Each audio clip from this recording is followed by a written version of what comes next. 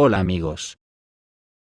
Parece que la guerra ha empezado a escalar en progresión geométrica. El presidente ruso, durante una visita al hospital militar Vishnevsky el 1 de enero, y en una reunión con los participantes en una operación militar especial, dijo que el ejército ruso tiene la capacidad de atacar las ciudades de Ucrania, incluida Kiev, pero no lo hará, ya que no tiene como objetivo a civiles.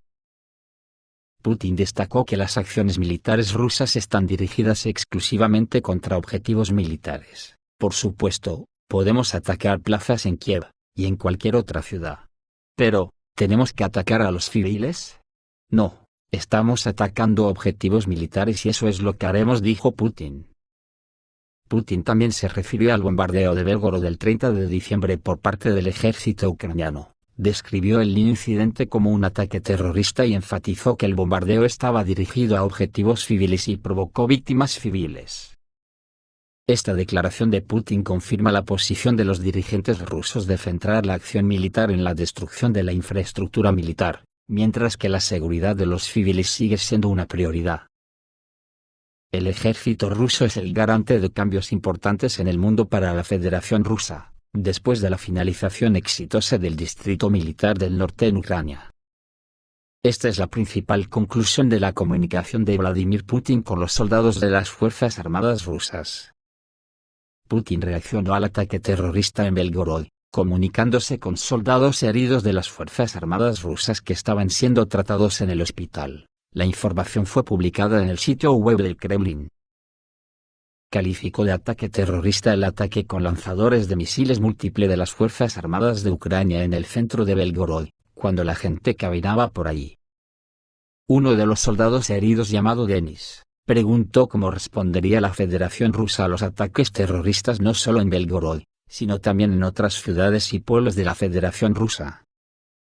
Putin, dirigiéndose a él, le dijo que, todo está hirviendo dentro de mí, y podemos responder con ataques en las plazas de Kiev, y otras ciudades de Ucrania, pero no haremos esto. El presidente cree que los civiles en Ucrania no son enemigos de Rusia, el enemigo es Occidente, estos son los que quieren la derrota estratégica de la Federación Rusa, su división en partes. Han estado queriendo esto durante siglos, y nos ocuparemos de ellos más rápido, explicó Putin. Enfatizó además que las Fuerzas Armadas rusas se están volviendo tan preparadas para el combate, como ningún ejército en el mundo lo está. El ejército ruso tiene armas que otros ejércitos no tienen, sabe cómo utilizarlas e introduce rápidamente nuevos elementos, explicó Putin, y prometió aumentar los ataques contra objetivos militares en Ucrania. Ayer hubo una respuesta, hoy y mañana también la habrá. Putin señaló que el enemigo está impresionado. Aunque metido en una trinchera, cuando un proyectil vuela hacia ti, es posible que no sea visible. Putin dijo claramente que la presión sobre las Fuerzas Armadas de Ucrania se multiplicará. Según él, la iniciativa estratégica está en nuestras manos, por eso la retórica en Occidente está cambiando, y ahora se debate la cuestión de las negociaciones para la paz. Putin enfatizó que nosotros también queremos poner fin al conflicto lo más rápido posible, pero solo lo haremos en nuestros términos. Occidente no tendrá éxito, esto es imposible, porque en la Federación de Rusia hay una consolidación de la sociedad, hay una comprensión de cuán importante es la tarea que ustedes los soldados están resolviendo en el campo de batalla. Por otro lado, lo único que los líderes de Ucrania pueden hacer, es pedir donaciones a los políticos occidentales, y caminar con las manos extendidas.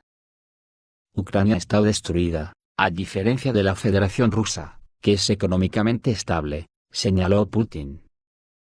El principal objetivo de la operación rusa en Ucrania es cambiar el mundo.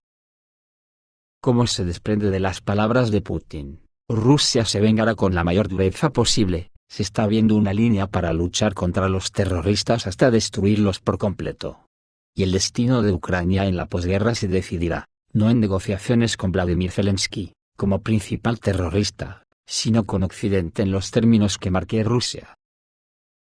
¿Qué condiciones nombró Putin antes? ¿Desnazificación y desmilitarización de Ucrania?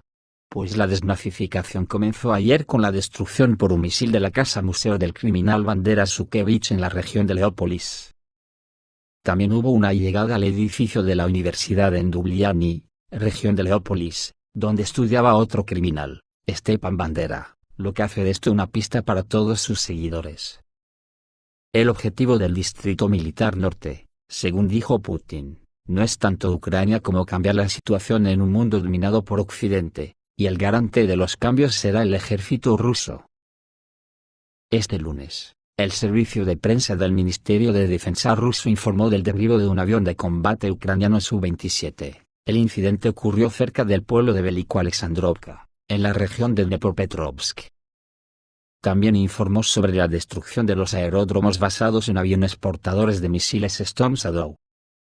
El 31 de diciembre de 2023, las Fuerzas Armadas rusas atacaron la infraestructura de los aeródromos donde tenían su base los aviones portamisiles Storm Shadow. Así se informa en el informe del Ministerio de Defensa ruso. Además, como parte de los ataques con misiles y artillería, fue atacada una empresa de producción de vehículos aéreos no tripulados en la zona de Chuguev de la región de Kharkov.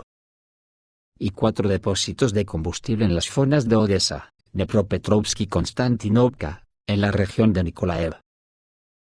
Por su parte, Estados Unidos anunció la retirada de su mayor portaaviones del mar Mediterráneo. El periódico israelí Yediot Ahronot informó que Washington advirtió a Israel sobre los planes de retirar de la región su mayor portaaviones, el Gerald Ford, y al mismo tiempo aseguró que Estados Unidos tiene suficientes fuerzas en la región y está listo para enviar más personal militar y equipo si es necesario.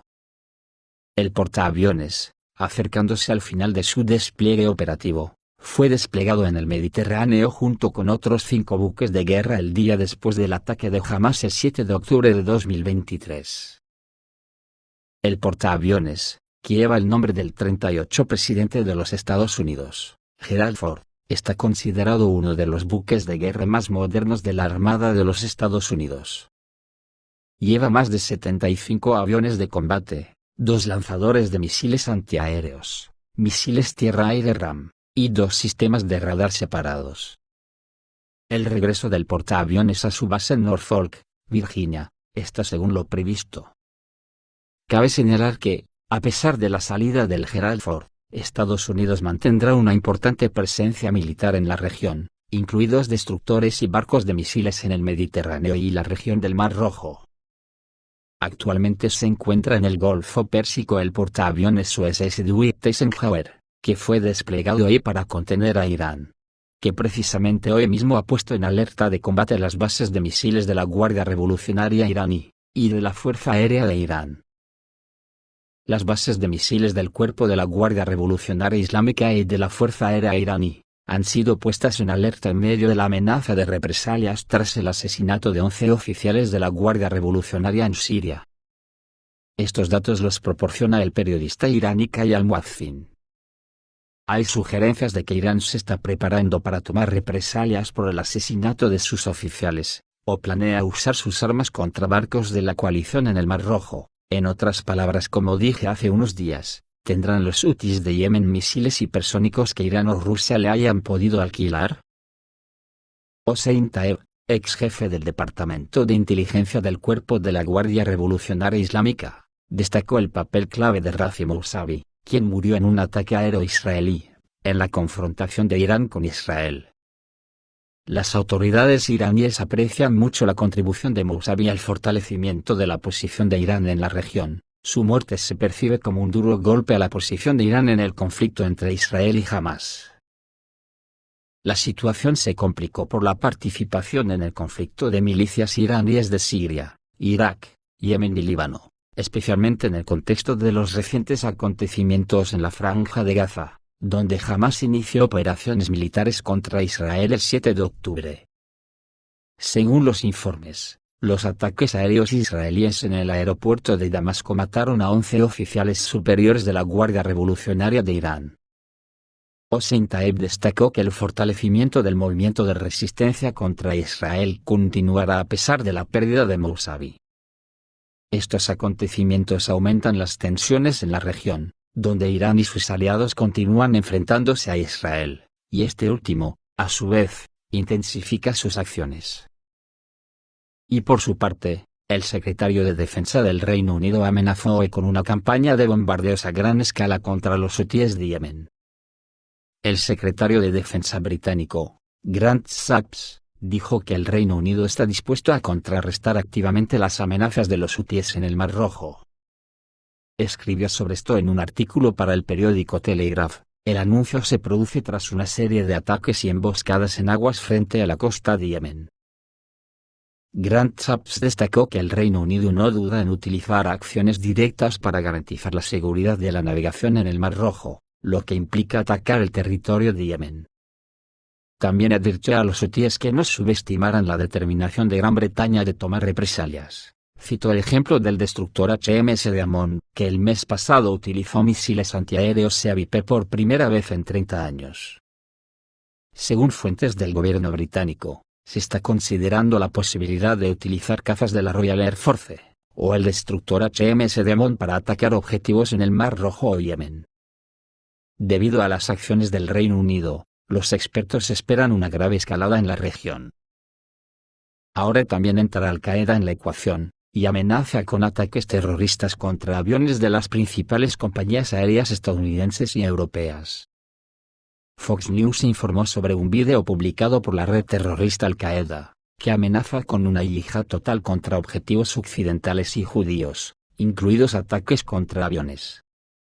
El vídeo fue publicado en línea el 25 de diciembre y pide mayores ataques contra aerolíneas en Estados Unidos, Reino Unido y Francia, incluidas American Airlines, United Airlines, Delta Airlines, British Airways, EasyJet, Air France y KLM Royal Dutch Airlines. La Administración de Seguridad del Transporte de Estados Unidos dijo que es consciente de la amenaza y está en alerta máxima, aunque no cree que las amenazas en el vídeo sean creíbles.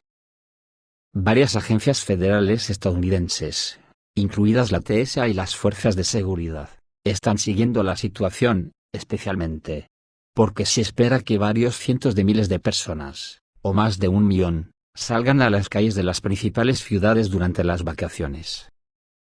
El FBI ha confirmado que varias organizaciones terroristas extranjeras han pedido ataques separados en Estados Unidos desde que Hamás lanzó su guerra contra Israel el 7 de octubre. Las autoridades subrayan que están en constante alerta y seguimiento ante posibles amenazas terroristas. Pero como la noticia sale a la luz de la falsimedia más falsimedia del planeta, nadie sabemos qué intenciones tiene. Esto es todo, amigos, reciban un saludo.